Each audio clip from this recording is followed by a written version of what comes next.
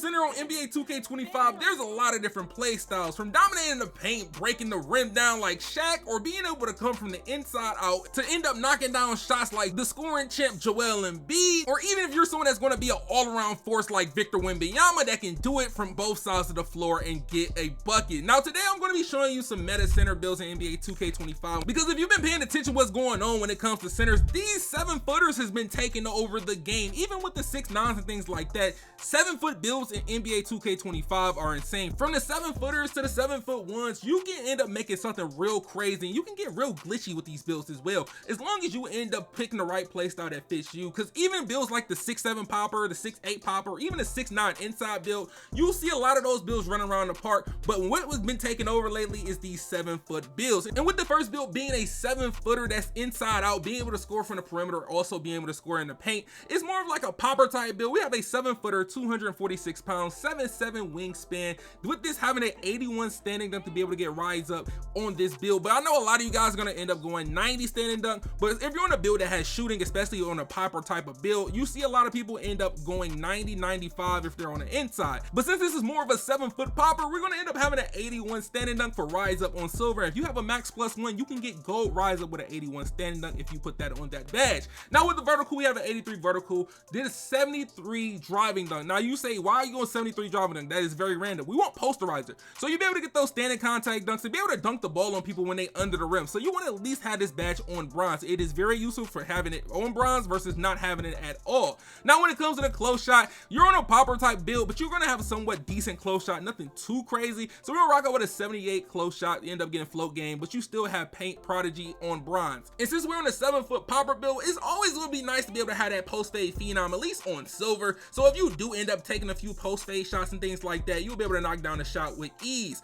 Now with that, you're going to have post fade phenom on silver. With this build, most people end up stopping with like a 76 3-pointer and like a 78 mid-range. The 78 mid-range ends up getting you set shooter specialist on silver. But if you want to end up boosting it up a little more and get better jump shot bases, I definitely recommend you at least go to the 80-81 mid-range, so you'll be able to get some of those elite bases. I do recommend, if you want to be on a build like this, I try like the white power base and things like that. If you haven't seen our jump shot video, make sure you go check it out in the description, for you can find the best jump shot that you can for a big build like a 7-footer, 6'10. I have jump shots and I have bases that will help you in the description. Now with you having an 80 mid-range with a 76 3-pointer, this is a good enough rating to knock down shots very consistently. Even if you're rhythm shooting, no matter if you're using square, as long as you end up getting a jump shot that you are comfortable with, you're going to be able to knock down shots with ease, especially having those hot spots around a 3-pointer. Now with the pass accuracy, now since we're on a popper type build, I'm not going to have a 93 pass accuracy like Jokic.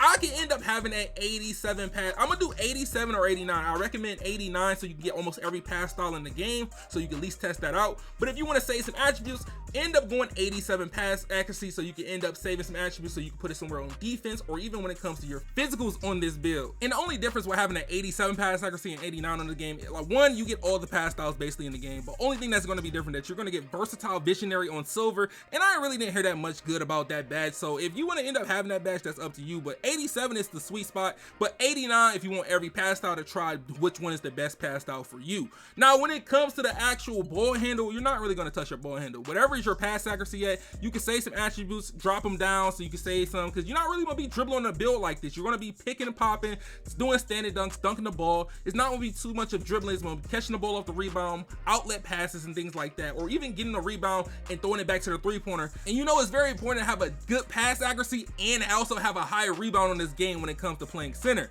Now for the defense, we have a 85 interior defense. Only reason we're going to 85 interior defense is because our off-ball pest on goal, a very slept on badge. But if you're someone that doesn't think this badge is important, that's up to you. You can end up dropping it to an 82 interior or a 77 interior. But I'm gonna tell you this now, having an offensive pass, at least bare minimum goal, makes a big difference when it comes to people trying to cut and you can bump them, or they're trying to end up getting around you.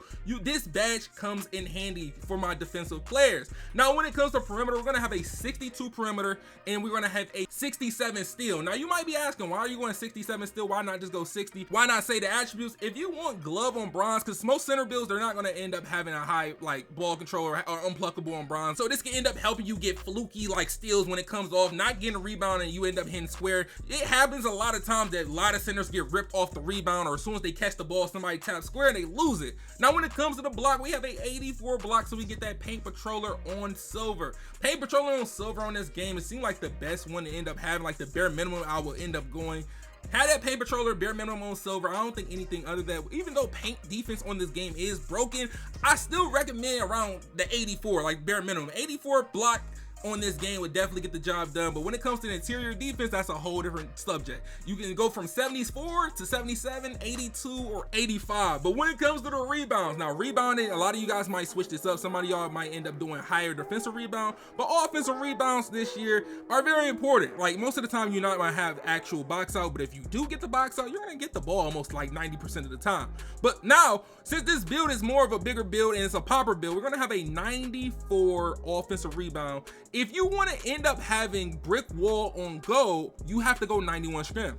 But if you want to have a 94 offensive rebound and a 90 defensive rebound, you have to go 89 strength. But you can also cap breaker that if you're someone that has starter 3. So keep that in mind. You can have a 90 defensive rebound with a 94 offensive rebound and have a 89 strength, and you just cap breaker on your actual strength to get a 91 strength to get that gold brick wall on a build like this. For this to be a 7-foot popper build, being named a playmaking defensive anchor, this build is literally like somewhat of a catfish build. This is literally a catfish playmaking defensive anchor, because at the point you can knock down shots, you can still dunk, you can play defense, and you can end up passing the ball and move around on this build. Now with the next build, it's going to be a 7'1", 235 pounds, 7'8" wingspan, all around build. This is with the 7-foot ones that you see around the park all the time going crazy. Now if you want to have contact dunks on this build, you can, but between the 7-foot or the 7'1", this is what you're going to usually see people who's running around the park dribbling, doing crazy things on the 7-foot ones, even in the rec or even proving grounds.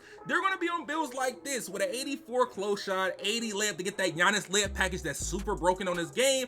Then you're going to have a driving dunk. Some people go for contact dunk, some people just rock out with a 75 driving dunk or a 73 to get that bronze posterizer, as we end up raising our vertical on this build. And for the standing dunk, we might end up having that 81 standing dunk. We're not gonna do too crazy. 81 is literally the sweet spot this year. You get that rise up on silver, and remember I told you that max +1 get you gold. Now if you want to end up going crazier than that, that's up to you, but 81 can get the job done, and it's literally one of the best ratings ever. The sweet spots, or you get the highest value out of and save attributes. Now for the post control, you get a 75 post control, so you get post fade phenom on silver, and you get unpluckable on bronze on this build. But for this build, you're gonna have a 83 mid-range with a 75 three-pointer. If you want to go 76 three-pointer, it's not gonna be a big difference. You're still gonna get set shooter on silver, but if you end up using your max +1, you could end up getting it on gold, and you're unlocking an elite jump shots too, because you pass that 80 threshold when it comes to those bases. And with this build, we do have a decent free throw, nothing too crazy. You can end up getting higher than this. I'm gonna end up maybe changing it by the end of this. I'm gonna have a 87 pass accuracy or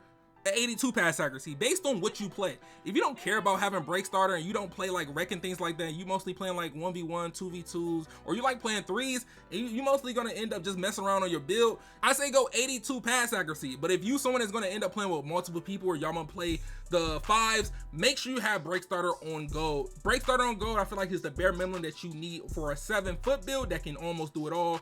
Then you got a 60 ball handle with a 55 sweepable ball, so if you end up wanting to do a blowout dribble up the court and look like Giannis, or you want to look like Wemby, you can. But for the defense, we have an 85 interior, so you can get that off ball pass on gold, 62 perimeter, so you end up being able to play the perimeter just decently, nothing too crazy. Y'all know it, perimeter contest on this game is crazy, it's not the best.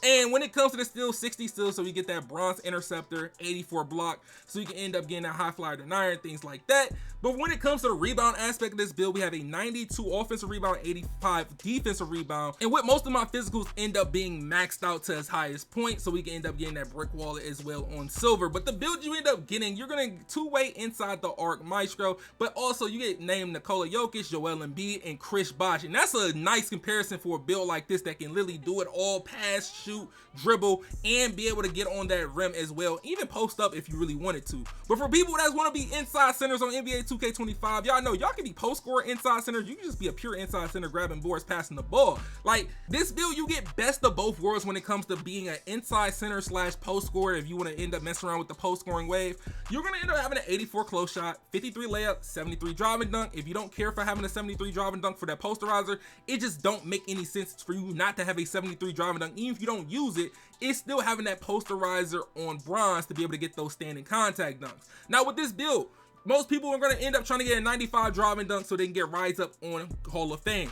But if you end up having cap breakers, I recommend you go 92. But if you don't care about using any of those cap breakers, or you don't got cap breakers, I would say go 90 standing dunk and use your max +1 on rise up Hall of Fame. You got two options. You can get the cap breakers, do 92, and you end up getting rise up on Hall of Fame using those cap breakers. Or you can just stop at 90 and use your max +1 and get Hall of Fame rise up as well. And I told you, you're gonna get the best of both worlds. We're not gonna give you an inside center with no post control. We're gonna give you an 87 post control, so you get post up poet, and then you get unpluckable on silver, hook shot specialist. You're gonna have a decent amount of moves to end up doing. Plus, you can use your +1 on this. You got a lot of options with your +1s when it comes to inside scoring on a build like this. Now, since you want an inside, you got really no shooting on this build. It's no shooting at all. You're not worried about shooting. You have to have a 93 pass accuracy. It's no reason that you should not have a 93 pass accuracy or 89.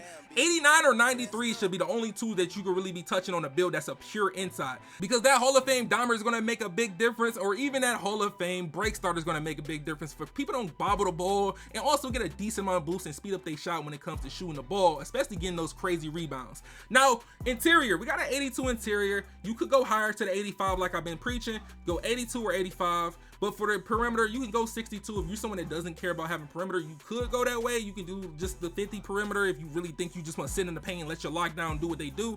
But hey, you could go 60 still with this build, save some attributes. No point in going higher, because if you're 7'1", you can't get that glove on bronze. But if you're 7 foot, you get glove on bronze. That's the decision you have to make when you have to pick between a 7'1" and a 7-footer.